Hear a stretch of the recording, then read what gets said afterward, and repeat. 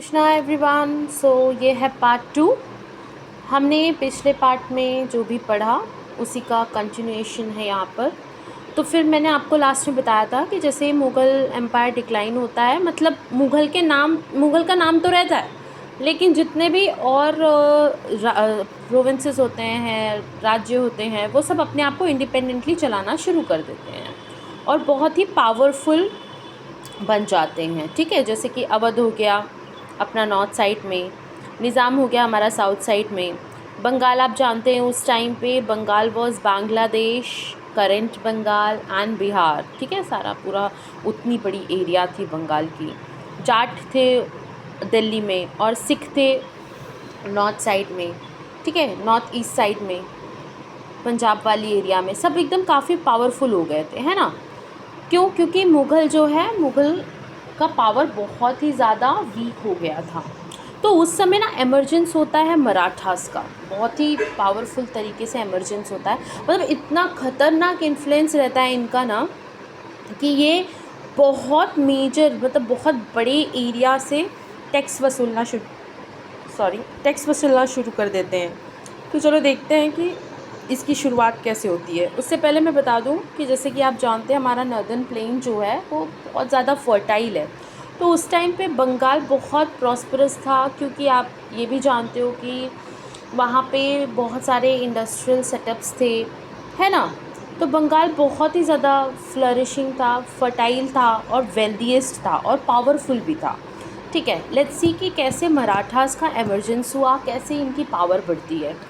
जब डेथ हो जाती है ना संभाजी महाराज की और राजा राम की, तो राजा राम की जो वाइफ होती है ताराबाई, वो क्या करती है ना, वो मौके का फ़ायदा उठाती, क्योंकि शाहू जी के जो संभाजी के, छत्रपति संभाजी के जो बेटे थे शाहू, उनको कौन पकड़ ले जाता है? हमने देखा कि औरंगज़ेब उनको और उनकी माता को बंद कर देता है ना। छावा मूवी में आप सबने देखा होगा। तो ताराबाई इसका फ़ायदा उठाती हैं और वो क्या करती हैं, अपने बेटे शिवाजी 2 को गद्दी पर बैठा देती हैं और उनके नाम से खुद रूल करती, क्योंकि वो उस टाइम पे बहुत छोटे थे। और आपको पता है प्रीवियस क्लास से हमने देखा कि 1708 में शाहू जी को मुगल्स ने रिलीज़ कर दिया था। अब इनके रिलीज़ होने के बाद फिर ताराबाई को चिंता हो गई कि अरे अब तो शाहू जो है वो रिलीज़ हो गए हैं, अब वो गद्दी के लिए असली वारिस तो वही हैं, क्योंकि वो थे छत्रपति संभाजी महाराज के बेटे, है ना। तो वो सोचती हैं कि इस चीज़ का क्या किया जाए। तो ताराबाई है ना सबके कान भरती हैं, कहती कि वो इतने दिन तक मुगल्स के बीच में रहा है, तो वो मुग़ल एजेंट है। और क्या करती हैं, अपने सेनापति जो धनाजी जाधव हैं उनको बोलती है कि जाकर उस पर अटैक करो। तो बालाजी विश्वनाथ को भेजते हैं धनाजी, बालाजी विश्वनाथ, ठीक है, उनको भेजते हैं कि जाओ देखो ये शाहू है कैसा। तो जब शाहू के पास जाते हैं बालाजी विश्वनाथ, तो ही फाइंड्स कि शाहू तो बहुत ही, मतलब एकदम मराठाओं वाली बात है उनके अंदर, जो मराठा पेट्रियाटिज्म है वो है उनके अंदर। Is not like Mughals, is not supporter of Mughal. तो वो दानाजी को बोलते हैं कि हमें ना जो है कि गद्दी उसी को देनी चाहिए, क्योंकि असली हकदार जो है हमारा शाहू ही है। ठीक है, फिर उसके बाद क्या होता है, 1711 में जो है चंद्रसेन का जो बेटा होता है धनाजी का, उनके डेथ के बाद ना उसको इनसिक्योरिटी हो जाती है, किससे? बालाजी विश्वनाथ से। तो वो चाहता है ना कि बालाजी विश्वनाथ इतना पावरफुल हो रहे हैं, तो वो जाके ताराबाई के साथ मिल जाता है।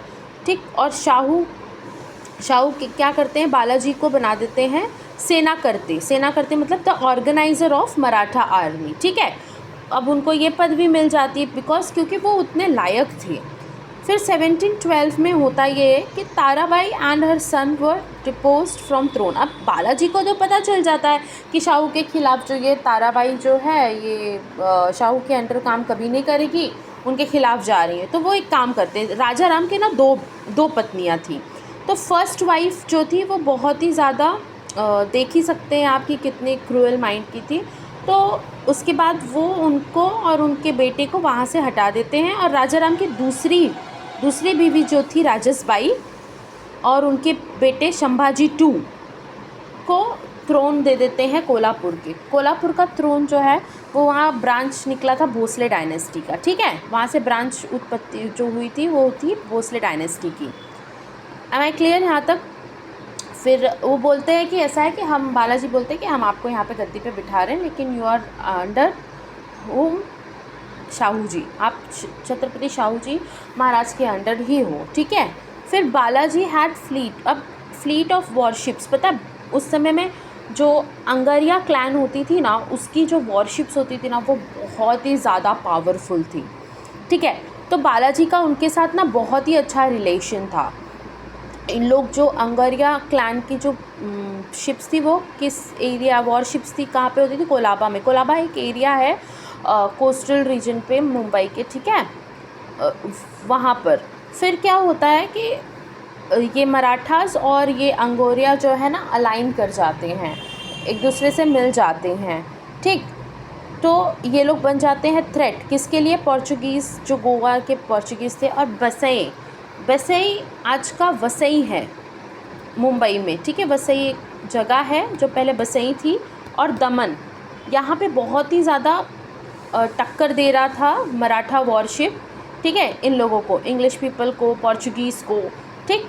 जो भी पोर्ट पर आते थे वहाँ पे, जिनका भी राज चल रहा था, उन सबको काफ़ी जो बाहरी ताकतें थीं उनको टक्कर दे रहे थे, ठीक है।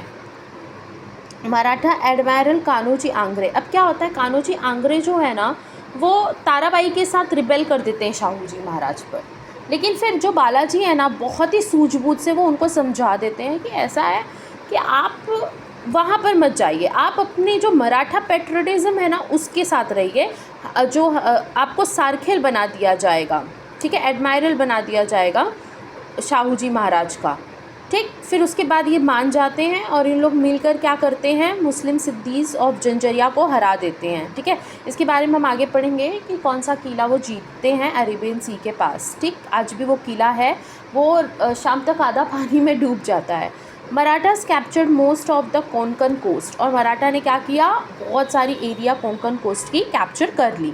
फिर 1730 में ये सारी चीज़ें देखकर शाहू जी महाराज क्या करते हैं, बालाजी विश्वनाथ को पेशवा की पदवी दे देते हैं, ठीक है।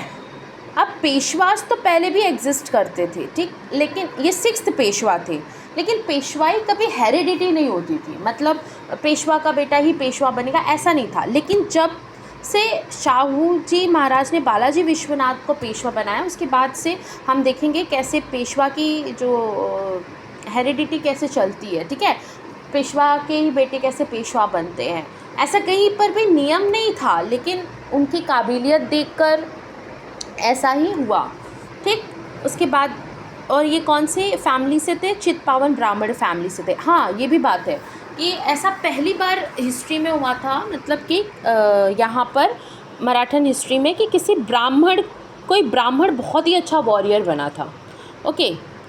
नेचर वाइज तो ऐसा नहीं होता था ना, ये ब्राह्मण, जैसे कि हमने वैदिक पीरियड में देखा है कि वो द ब्राह्मण, जिनको पढ़ाई लिखाई का ज्ञान होता था, दे वर द ब्राह्मण्स। और वॉरियर्स वो होते थे, क्षत्रियास जो वॉरियर्स होते थे। लेकिन यहाँ पर ये चीज़ देखा गया कि नेचर से हटकर विपरीत जो ब्राह्मण है वो क्या है, वॉरियर है, बहुत ही अच्छा वॉरियर है। फिर 1718 में देखते हैं, मुग़ल मराठा की ट्रीटी होती है। आपने सैयद ब्रदर के बारे में प्रीवियस वाले उसमें पढ़ा था ना। अभी मैं आपको बताऊंगी कि क्यों ये मारा गया, ये जो फारूक सियार था ना वो क्यों मारा गया, अभी हम आगे देखेंगे। तो मुग़ल और मराठाओं की एक संधि होती है, वहाँ पर वो बोलते हैं, जब इस समय तो भाई वो लोग बहुत ही ज़्यादा पावरफुल हो गए थे।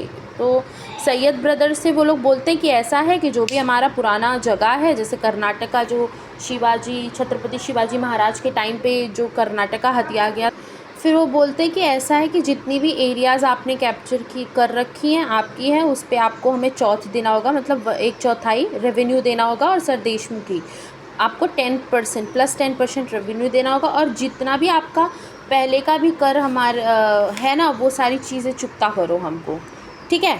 फिर शाहू वुड एक्नॉलेज नॉमिनल, और फिर उसके बाद उनको प्रॉमिस करते हैं कि ऐसा है कि जब भी तुमको, मतलब हम रहेंगे आपके अंडर ही, ठीक है, मुगल्स के अंडर रहेंगे, जब भी मुगल्स को ज़रूरत पड़ेगी हम अपनी 15,000 सेना, कैवलरी वाली सेना, पूरी फोर्स आपके लिए भेज देंगे। अब इस ट्रीटी को रिफ्यूज़ कर देता है महाशय फारूक सियार। अब ये देख के सैयद ब्रदर को लगता है यार ये तो फिर हमारी बातें नहीं मान रहा है, तो अब भी जाके उसका मर्डर करवा देते हैं, ठीक है। उसके बाद बैठता कौन है, रफ़ीउल दरजत, हमने पहले पढ़ा था, ठीक है, रफ़ीउल दरजत बैठता है।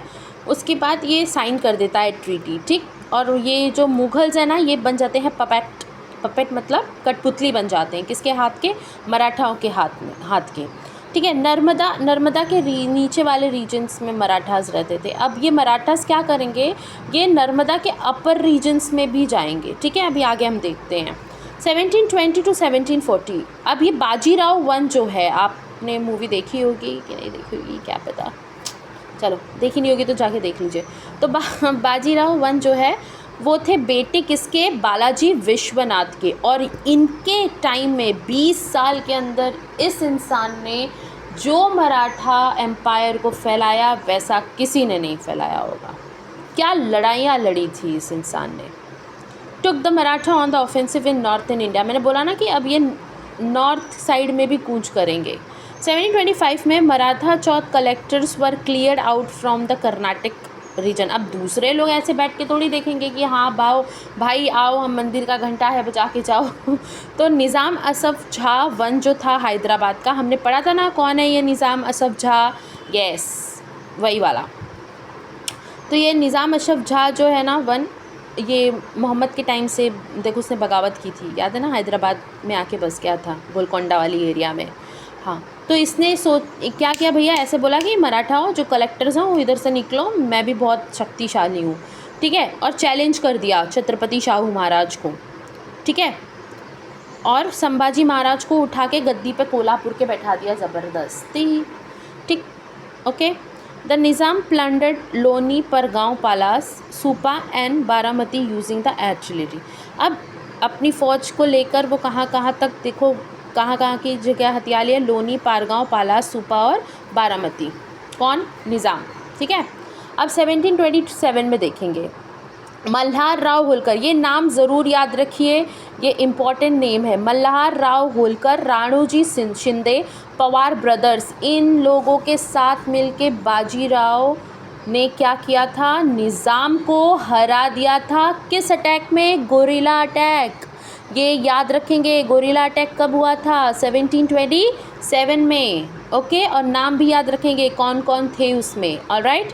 अब ये मोस्ट इम्पॉर्टेंट है, 1728 में बैटल ऑफ पालखेड़ हुआ था। कहाँ पर? औरंगाबाद के पास में। अब यहाँ बैटल ऑफ पालखेड़ में, प्रीवियसली भी मैंने आपको बताया था कि बैटल ऑफ पालखेड़ में ही निज़ाम को हरा दिया जाता है, ठीक है।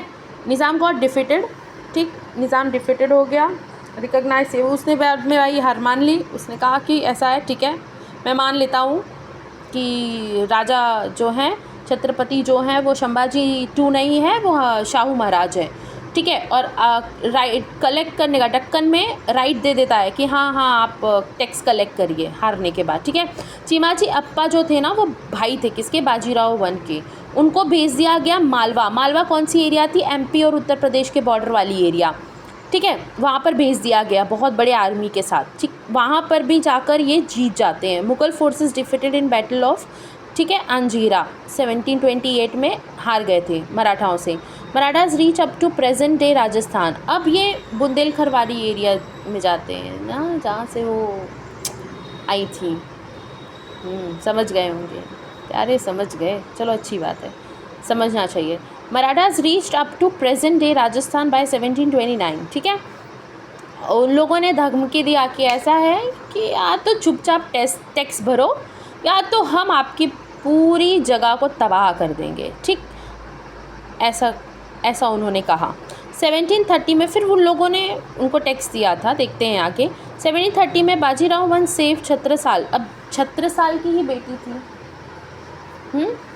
छत्रसाल की बेटी थी इनकी सेकंड वाइफ बाजीराव वन की, ठीक है। बुंदेलखंड की थे वो।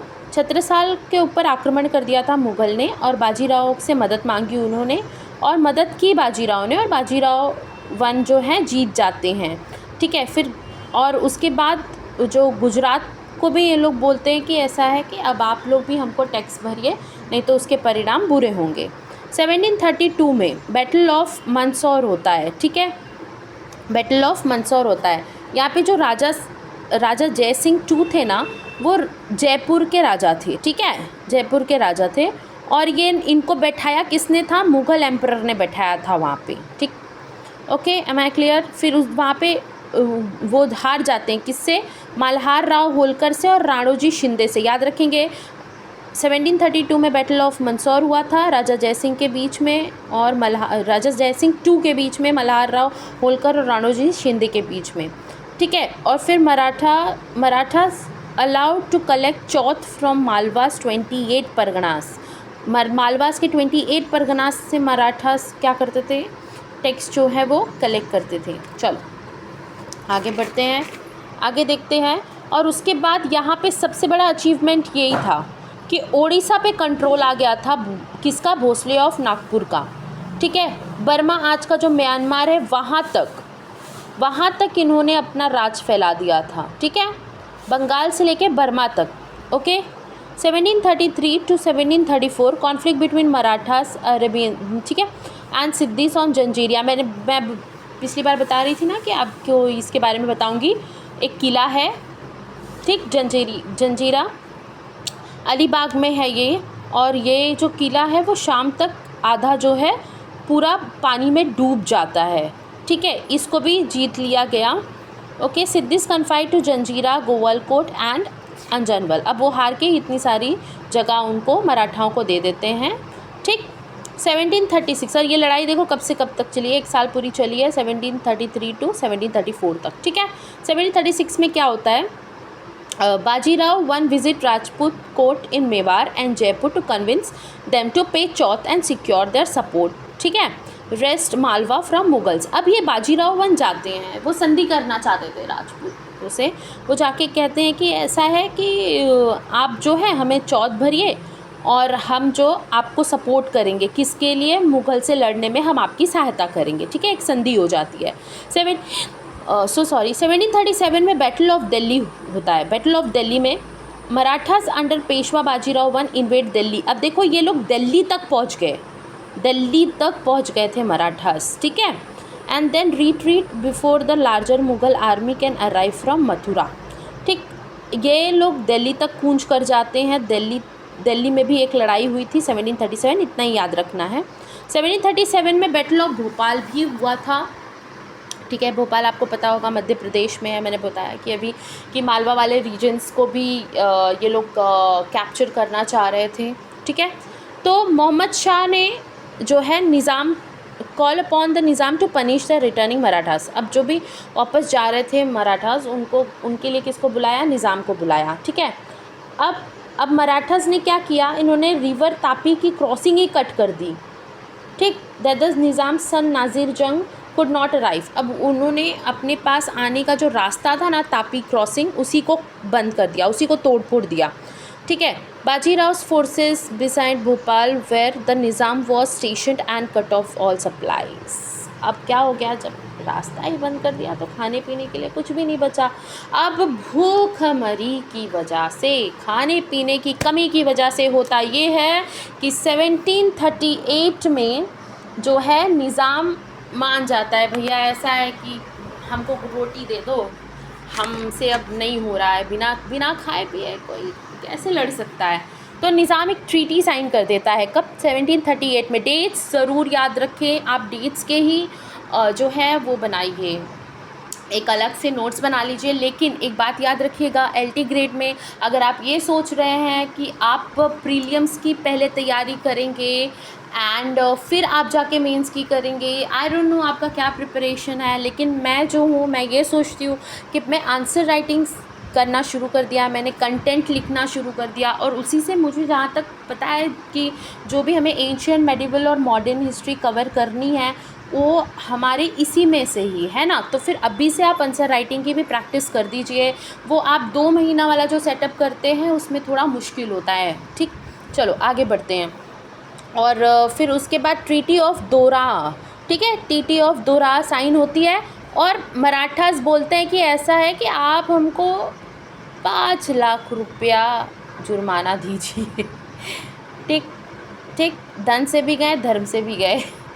अच्छे से बोल रहा था बेचारा कि चलो साइन करते हैं, आप खाली हमें टैक्स भरो, तो कोई सुन ही नहीं रहा था। लो फिर आ गया स्वाद निज़ाम को।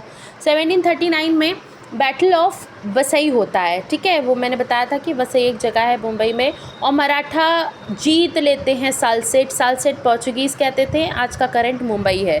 1740 टू 1761 में क्या होता है, होता यह है कि बालाजी बाजीराव जो है, अब ये देखिए ये थर्ड पेशवा होते हैं, हेरिडिटरी पेशवा।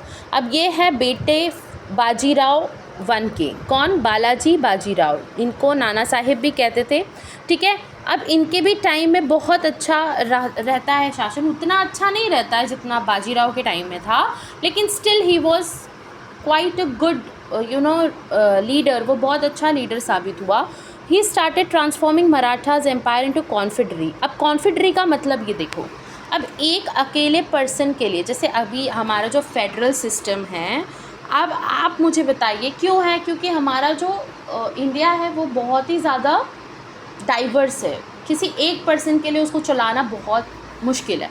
सिमिलरली अब इनको लगता है ना बालाजी को, नाना साहिब को, कि इतना बड़ा एम्पायर यार अकेले चलाना मुश्किल है, तो वो क्या करते हैं, टुकड़े टुकड़े में उसको बांट देते हैं कि हाँ भाई यहाँ पे तुम बैठो, जैसे आज हमारा स्टेट गवर्नमेंट हम बनाते हैं, बस उसी तरह से कुछ, ठीक है।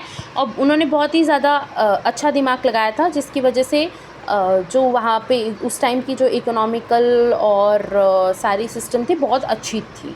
होलकर्स ऑफ इंदौर, शिंदियाज़ ऑफ ग्वालियर, देखो कहाँ कहाँ पे उन्होंने सेटअप किया था। होलकर्स को बिठा दिया इंदौर में। शिंदियाज़ जो है आज के शिंदेज़ हैं, ग्वालियर, गायकवाड़ ऑफ बड़ौदा एंड भोसले, और भोसले ऑफ नागपुर किंगडम।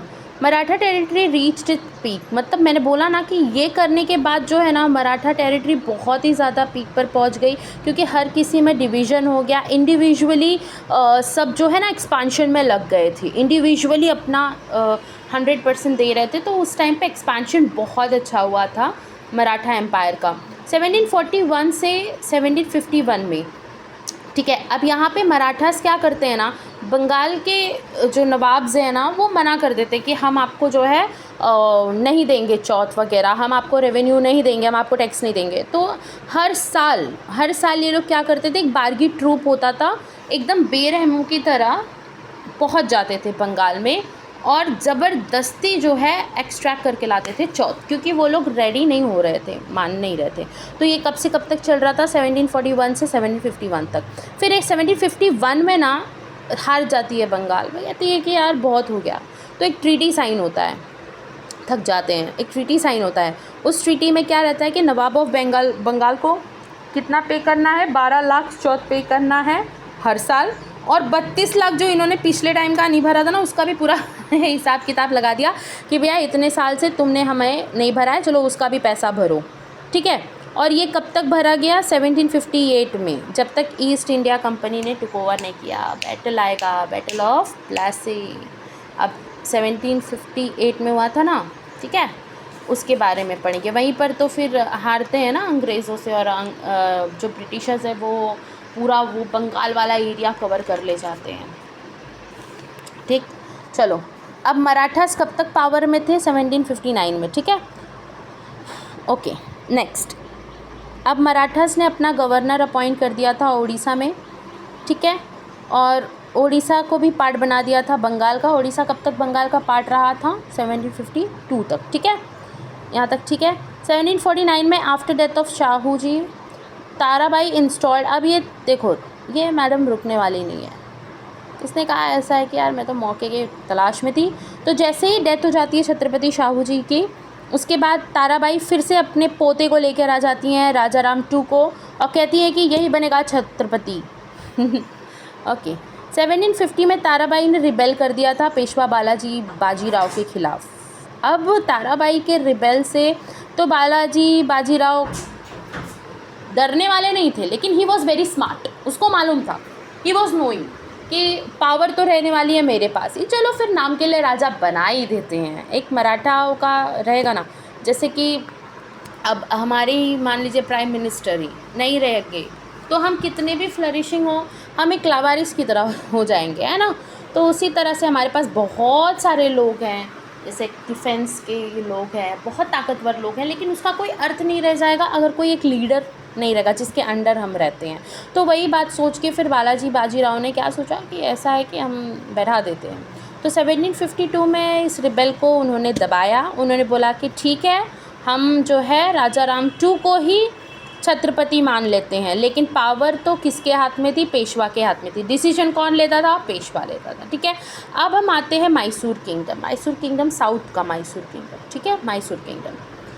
ठीक है, अब ये रन किया जा रहा था किसके द्वारा? वादियार डायनेस्टी के द्वारा। किसके द्वारा? वादियार डायनेस्टी के द्वारा। Am I clear?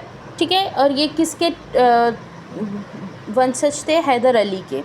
ठीक है, ये विजयनगर एम्पायर ही बाद में जाके मैसूर बनता है। Okay, it became independent with the fall of Vijayanagar in 1569। अब मैसूर कब बनता है?